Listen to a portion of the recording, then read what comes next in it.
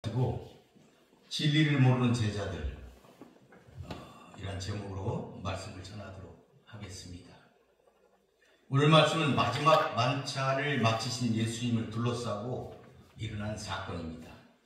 24절에 보니까 또 그들 사이에 그중 누가 크냐 하는 다툼이 났다. 다툼이 일어났다고 기록하고 있습니다. 내부 경쟁이 지금 진행되고 있는 것입니다. 이런 제자들의 논쟁은 과거에도 자주 있었던 일이었습니다. 제자들이 이러한 말다툼을 한 직접적인 이유는 하나님 나라에 대한 오해와 잘못된 메시아관 때문이었다. 이렇게 우리는 파악할 수가 있지만 무엇보다도 그들이 영적으로 깨지 못했다. 그것이 진짜 원인이었다. 이렇게 우리는 진단할 수가 있겠어요. 그런데 예수님은 그들이 그렇게 다툴 때마다 그들에게 가르침을 주셨습니다. 마태복음 18장에 보니까 그때 제자들이 예수께 나와 천국에서는 누가 큽니까? 이렇게 물었어요. 그때 예수님께서는 어린아이 하나를 데려다 놓고 말씀하셨어요. 이 어린아이처럼 자기를 낮추는 사람이 천국에서는 크다. 그러고 난 뒤에도 마태복음 20장에 다시 보니까 세베대의 아내, 그러니까 사도 요한과 야고보의 모친이지요. 그러니까 예수님에게는 친이모가 되는 살로메가 그 두 아들을 데리고 와서 한 명은 예수님의 나라가 이루어질 때에 한 명은 우편에, 한 명은 좌편에 그 자리를 달라. 이렇게 이모가 와서 청탁을 했어요. 그때 예수님께서는 누구든지 으뜸이 되고자 하는 자는 너희 종이 되어야 할 것이다. 이렇게 가르침을 주셨어요. 또 마가복음 9장에서도 가버나움에 이르렀을 때 그들이 도중에서 누가 크냐 이렇게 질문을 했을 때에도 예수님은 누구든지 첫째가 되고자 하면 무사람의 끝이 되고 무사람을 섬기는 자가 되어야 할 것이다. 이렇게 가르침을 주셨습니다.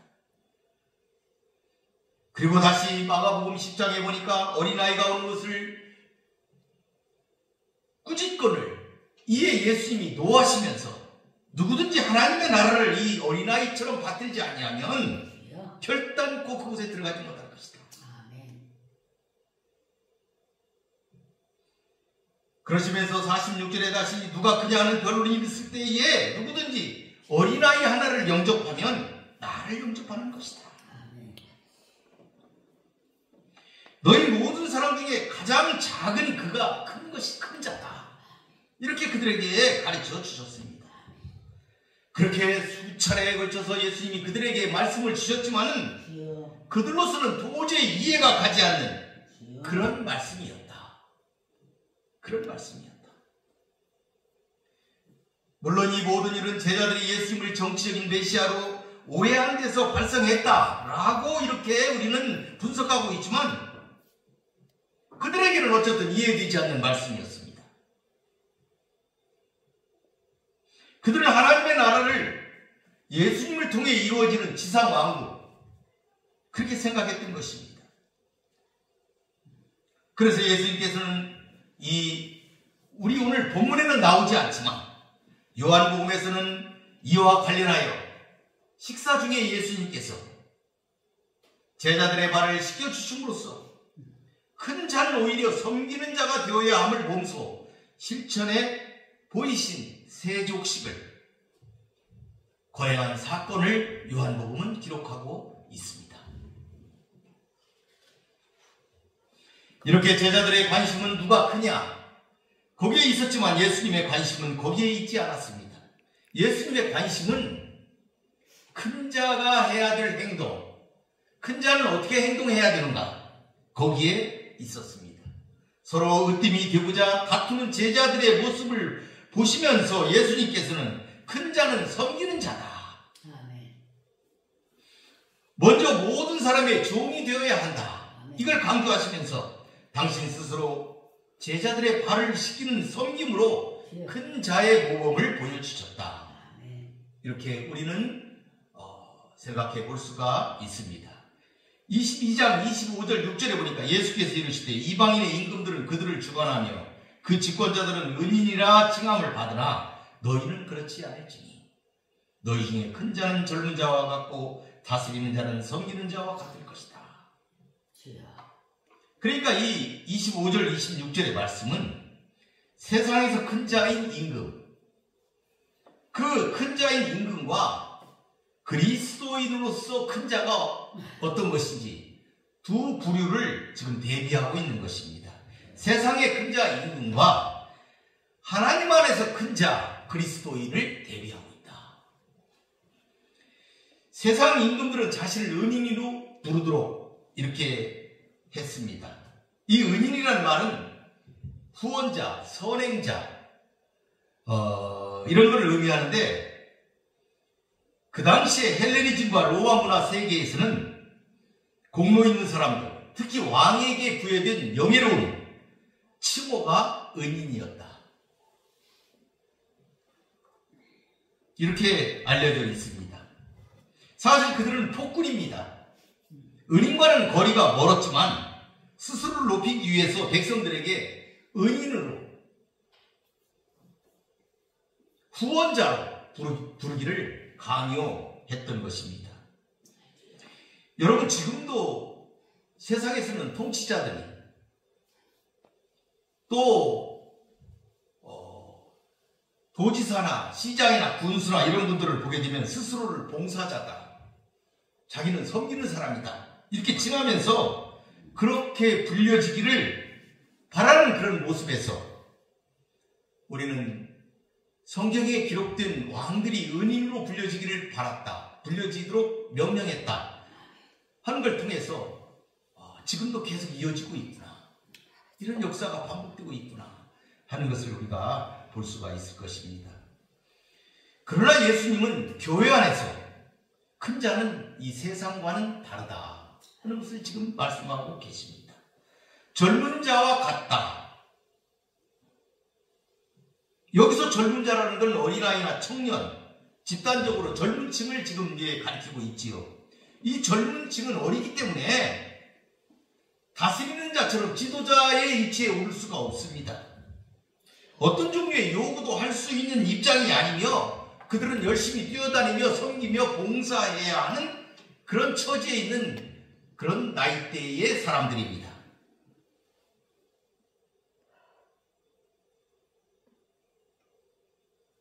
그들처럼 해야 된다. 그런데 그들처럼 해야 된다. 이렇게 말씀하고 계신 것이죠. 그러므로 교회 안에 있는 큰 자, 즉 나이가 많을 뿐만 아니라 모든 면에서 지도자적 위치에 있는 사람들은 권위나 교만 대신에 젊은이의 위치에서 봉사와 섬김의 일을 기꺼이 담당하므로 겸손한 섬김의 모본을 보여야 한다는 것을 예수님이 말씀하고 계시는 것입니다. 그러한 자가 지도자로서 큰 자가 되는 것이다. 교회 안에서.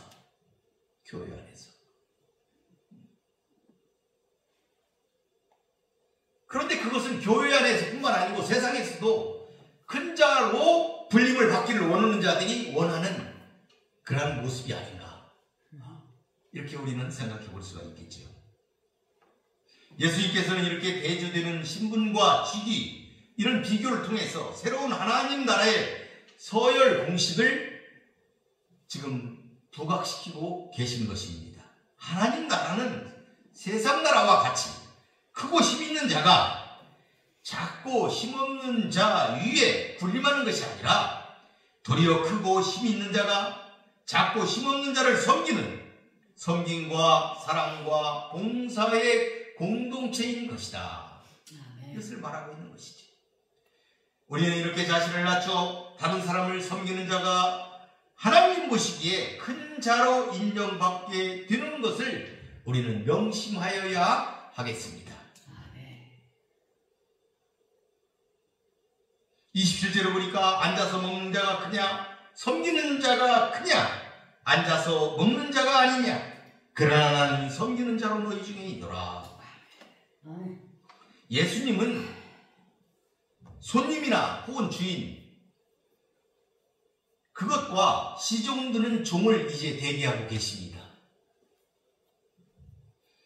아까는 임금들과 그리스도 안에서 큰 자를 대비했는데 이제는 손님이나 주인과 그리고 그를 섬기는 시종드는 종을 대비하고 있는 것이죠.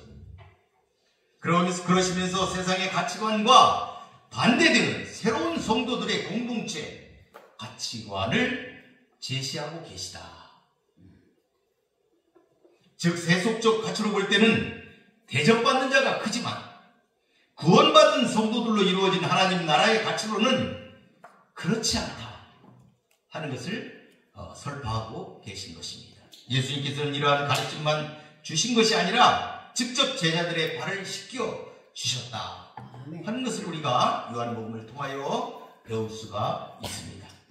사실 이 일은, 이 손님의 발을 씻는 이 일은, 아랫사람의 발을 씻는 이 일은 종들 중에서도 가장 비천한 종이 담당하는 일이었습니다. 그런데 예수님은 이렇듯 지극히 비천한 자들이 하는 이와 같은 섬김을 손수 행하심으로 역설적으로 하나님 나라의 서열을 제자들에게 지금 가르쳐주고 계시다. 그런 것을 우리들이 깨달아야 하겠습니다. 30절에 보니까 너희는 나의 모든 시험 중에 항상 나와 함께 한 자들인즉 내 아버지께서 나라를 내게 맡긴 것 같이 나도 너희에게 맡겨 너희로 내 나라에서 내 상에서 먹고 마시고 보좌에 앉아 12지파를 다스리게 하려 하노라.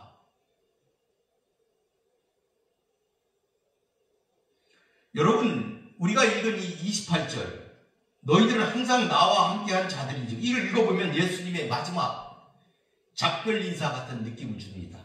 지금 예수님은 그들에게 작별 인사를 하고 계신 것이죠. 3년 동안 동고동락한 제자들을 향해서 특별한 사명을 지금 부여하시기 전에 과거를 회상하며 그들의 노고를 지금 치하하시고 계신 것입니다. 제자들이 보여준 충성심에 대한 칭찬입니다.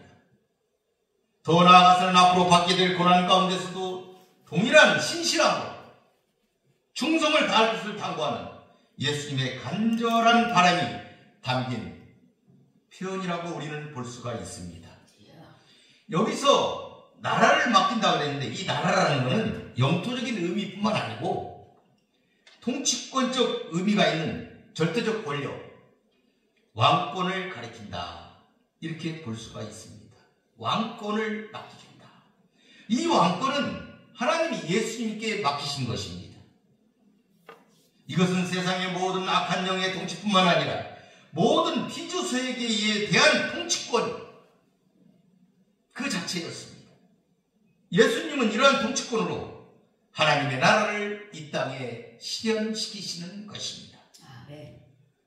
그리스도의 초림이 하나님 나라 도래의 출발점이 된 것입니다. 세상을 통치하는 왕권을 성자 예수님에게 주셨기 때문에 예수님은 하나님으로부터 모든 통치권을 위임받은 만왕의 왕이 되신 것입니다. 29절을 보니까 그렇게 그리스도로 말미암아 시작된 하나님의 나라가 이제 제자들에게 맡겨졌다 하는 것을 29절은 지금 기록하고 있습니다. 나도 너희에게 맡기겠다.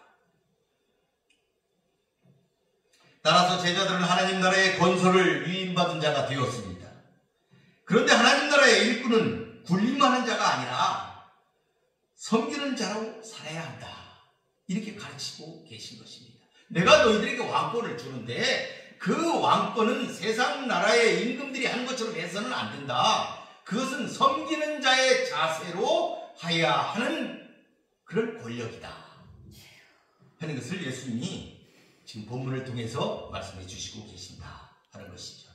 따라서 예수님의 제자들은 스스로 높아지기 위하여 다툼을 벌일 것이 아니라 오히려 낮아져서 하나님을 향한 섬김으로 나아가는 자가 되어야 한다 하는 것이죠. 이는 당시 예수님의 제자뿐 아니라 오늘날 우리들의 그 성도들도 마찬가지라는 점입니다. 예수님은 당시 제자뿐 아니라 오늘날 우리에게도 하나님 나라의 확장이라는 책임만 맡기신 것이 아니라 하나님 나라를 확장할 수 있는 능력 또한 주셨습니다. 바로 하늘과 땅의 모든 권세를 가진 예수 그리스도께서 임마누엘의 약속을 하신 것입니다. 함께 하시겠다는 약속을 하셨다. 이것이죠. 그러므로 제자들은 그리스도께서 주신 능력을 가지고 하나님 나라의 확장을 위하여 맡겨진 일에 최선을 다해야 하겠고, 그러할 때 그 일을 능히 이룰 수가 있게 되는 것입니다. 이렇게 일한 제자들에게 주시는 상급이 30절, 하나님 나라 잔치상에서 예수님과 함께 먹고 마시며 보좌에 앉아 이스라엘 12지파를 다스리는 것, 이것이 그들에게 상급으로 주어진 것입니다. 여러분, 고대 근동 지방의 왕좌는 우리가 생각하는 조그만 의자가 아니고 왕좌가 굉장히 컸다고 기록이 되어 있습니다. 그래서 왕들은 전쟁에서 돌아온 공을 세운 장군들에게 자신의 보좌에 청해서 같이 앉았다. 이것이 그 장군들에게는 가장 큰 상이었다 하는 것입니다. 이러한 상은 또한 왕의 통치권의 일부를 그 장군에게 부여한다, 이런 의미도 담겨 있는 것을 우리가 볼 수가 있습니다. 그래서 제자들이 장차 보좌에 앉게 된다.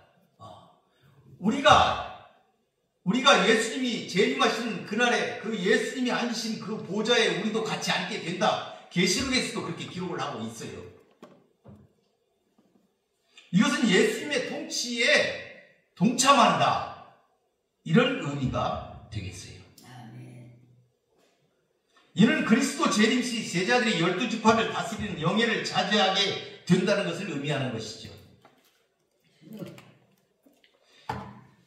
이 30절, 그들이 받은 이 상급은 23절부터 시작된 누가 더 크냐, 이런 다툼에 대한 결론적인 말씀입니다. 다투지 마라. 너희는 다 하나님이 나에게 준 그 왕권을 내가 너희에게 주어서 함께 다스릴 것이다. 다투지 마라. 이 땅에서 다투지 마라 하는 것을 지금 교훈하고 계신 것이죠. 예수님은 서로가 더 높다고 다투는 제자들에게 섬김의 도를 가르치심으로 천국에서 큰 자에 대한 교훈을 주셨고, 30절에서는 그 섬기는 자가 천국에서 받게 될 상급을 말씀하셨습니다. 예수님은 세상에서의 높은 자리보다 저 하늘나라에서 앉게 될 보좌를 바라보도록 하신 것입니다. 제자들이 받은 세상에서의 출세의 자리는 하나님이 주시는 상이 아니었습니다.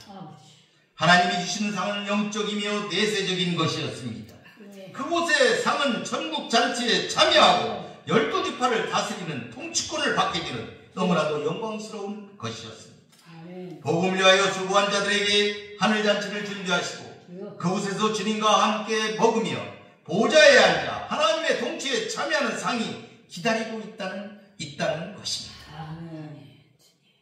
따라서 성도 여러분들은 이 세상에서 기복적인 축복의 시선을 빼앗길 것이 아니라 하나님이 마련해 두신 영원한 상을 바라보며 살아가는 자가 되어야 하겠습니다. 여러분 모두 그 잔치에 참여하는 분들이 되시기를 바라겠습니다. 31절에서 34절은 시몬에 대한 이야기입니다. 그때 예수님은 시몬아 시몬아, 보라, 사탄이 너희를 밀가루 하려고 요구하였으나 그러나 내가 너를 위하여 내 믿음이 떨어지지 않기를 기도하였으니 돌이키는 후에 내 형제를 굳게 하라. 그렇게 예수님이 시몬에게 말할 때 그가 말하되 주여 내가 주와 함께 오게도 죽는 데에도 가기를 각오하였나이다. 이르시되 베드로야 내가 너에게 말하노니 오늘 닭 울기 전에 내가 3번 나를 모른다고 부인하리라 하시니라. 여러분, 이 본문은 성만찬 사건이 있고 난 후에 가룟 유다의 예수님 배신 사건이 있은 후에 누가 그냐고 다투는 그들에게 천상의 상급에 대한 언급을 하신 뒤에, 그 뒤에 예수님께서 시몬아 시몬아 하시면서 베드로의 이름을 2번 부르신 것입니다. 영적 혼돈에 있던 그들에게 이미 사탄의 공격이 시작되고 있음을 본문은 지금 보여주고 있습니다. 스스로 섰다고 크다하며 교만할 때 마귀의 유혹에 넘어갈 상태가 되었다는 점을 지금 부각시키고 있습니다.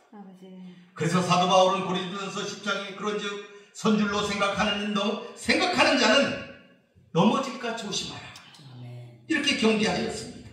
자신만이 하나님 가까이 다가갔다 아는 것처럼 말할 때, 진리의 말씀이 그 귀에 거슬릴 때 우리는 이미 위험수위에 도달해 있는 것을 깨달아야 한다.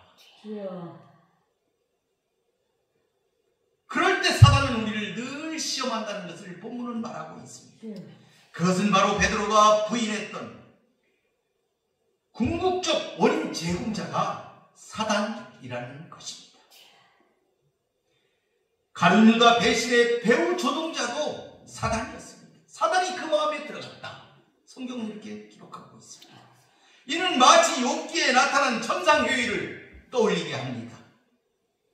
천상회의에서 사탄이 욥을 시험할 것을 하나님께 말씀드릴 적에 하나님께서 허락하시면서 그의 생명은 보존하셨습니다. 생명은 건들지 말도록 명령하셨던 것이죠. 그 일에 따라 욥이 순환을 받고, 그렇지만 그 생명은 보존함을 입었었지요. 이것이 생각나는 구절입니다. 성도들의 실패 뒤에서 보이지 않게 역사하는 사단의 전략을 본문은 예리하게 지적하고 있는 것입니다. 여기 보니까 밀가루로 했다, 밀가루로 됐다, 채를 쳤다 이 말이에요. 채를 치도 됐다. 이게 채를 치는 건 왜 채를 칩니까? 걸러내려고 치는 거죠. 채를 치게 되면은 곡식은 떨어지고 또는 그 돌 같은 것들 이런 거 걸러내기도 하고, 또 돌은 남고 곡식은 남고 돌은 떨어지고, 이렇게 걸러내는 거잖아요. 두 종류를 걸러내는 겁니다. 그러니까 이 사탄이 제자들에게 내적 종류를 일으켜서 믿음을 시험한다는 뜻입니다. 알곡과 쭉정이를 나누기 위해 채를 흔들듯이 사탄이 제자들을 유혹에 빠뜨리기 위해 매우 심하게 시험할 것을 가리키고 있다 하는 것이죠. 결국 베드로와 제자들 모두는 이러한 사탄의 시험을 견디지 못하고 실패했습니다. 스승인 예수님을 버려두고 심지어 부인하며 모두 흩어져 도망가 생명을 부지하고자 했던 것을 우리는 기록을 통하여 잘 보고 있습니다. 그러나 사탄도 궁극적으로 승리한 것은 아니었습니다. 예수님을 십자가에 달 때 그 제자들도 채로 걸러내는 것처럼 걸러내고자 하였지만 예수님의 반대로 그 뜻을 이루지 못했기 때문입니다. 이는 32절에 나오는 예수님의 중보기도, 베드로와 제자들이 더 굳은 믿음을 가지고 앞으로 나아가게 될 것을 말씀하셨기 때문입니다. 예수님은 자신이 체포된 후 스승을 3번이나 부인하는 처절한 경험을 하게 될 베드로를 위해서 기도하시고, 그가 회개한 다음 오히려 그를 통해 다른 제자들의 믿음을 돌아보게 하셨던 것이었습니다. 사실 베드로는 이러한 배반과 회개의 경험 이후 신앙이 더욱 굳어져 초대교회의 중심 인물로 다른 성도들의 신앙을 굳게 하였습니다. 이처럼 한 사람을 굳게 세워 다른 연약한 자들을 돌보게 하는 것이 예수님의 제자 훈련 방법인 것입니다. 베드로는 자신의 충성심을 예수님뿐만 아니라 다른 제자들에게도 과시해 보이기를 원했습니다. 이게 본문을 통하여 잘 나타나고 있습니다.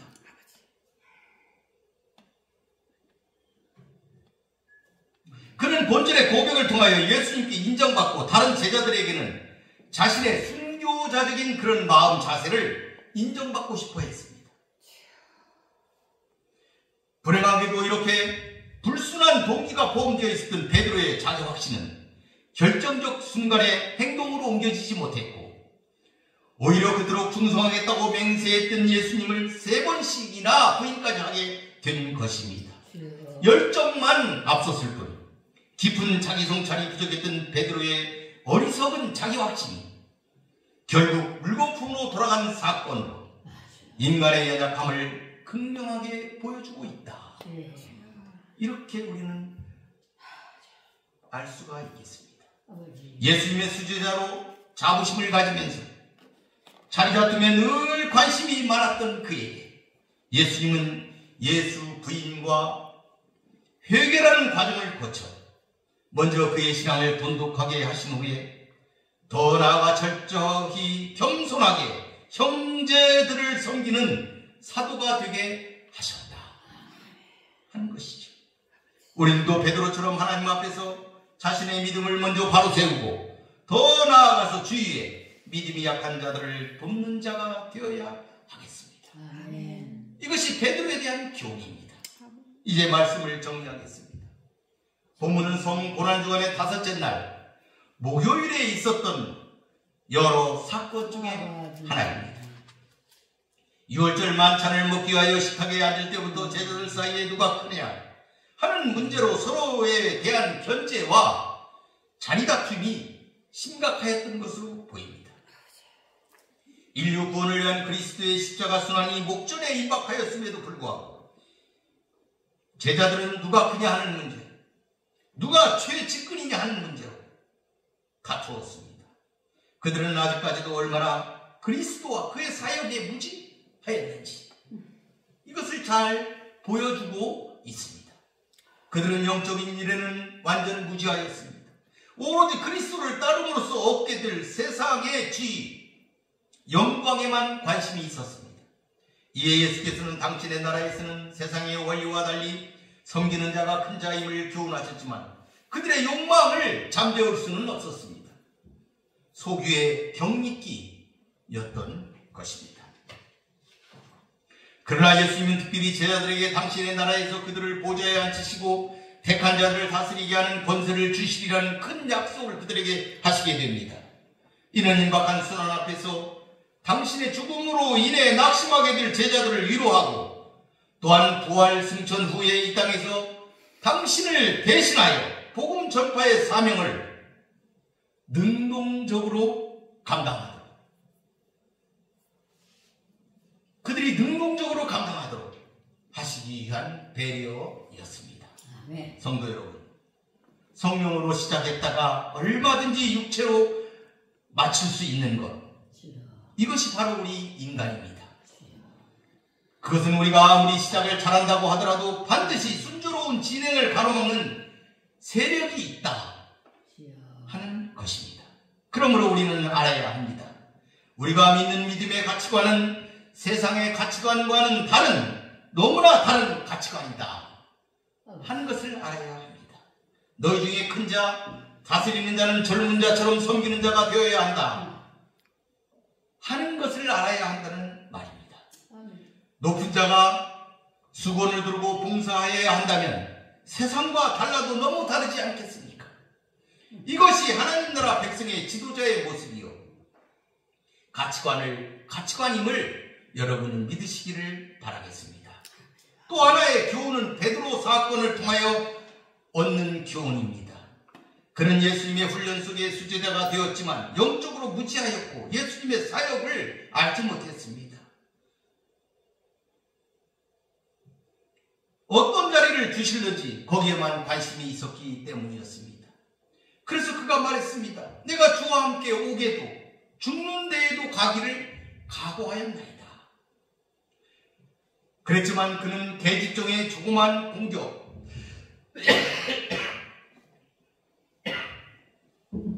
계집종의 공격에 옥 근처는 가지도 못하고 허무하게 무너져버리고 만 것입니다. 그가 영적으로 어두웠기 때문입니다. 먼저 아이폰의 잠금을 해제해야 합니다. 사실 그때 베드로가 당당하게 예수님의 제자라고 밝혔어도 그는 죽지 않았을 것입니다. 그는 예수님의 기도 속에 있었기 때문입니다.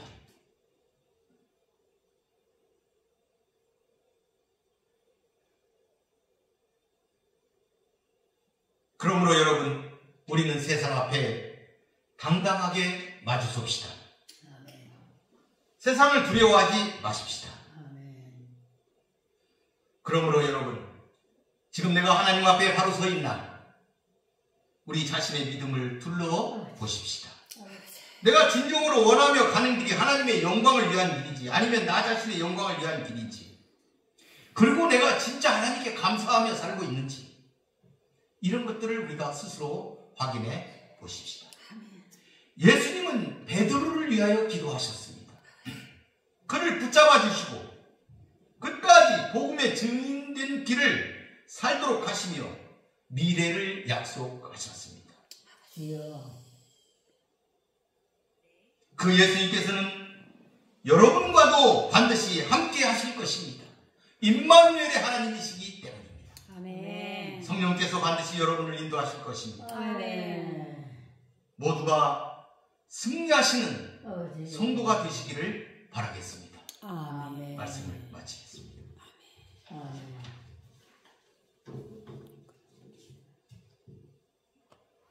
고맙고 감사하신 아버지 하나님, 오늘 이 시간에 예수님의 그 돌아가시기 바로 전 그날 밤에도 자리를 놓고 다투는 제자들의 어리석은 모습을 살펴보았습니다. 진리를 모르는 제자들이 우리 예수 그리스도의 깊은 뜻을 알지 못하고 서로 다투는 모습이 본문을 통하여 잘 나타나 있습니다. 주여. 우리들은 이 본문을 통하여 우리 그 당시에 있었으면 그러지 않았을 텐데 이렇게 교만하게 생각하지 않기를 바랍니다.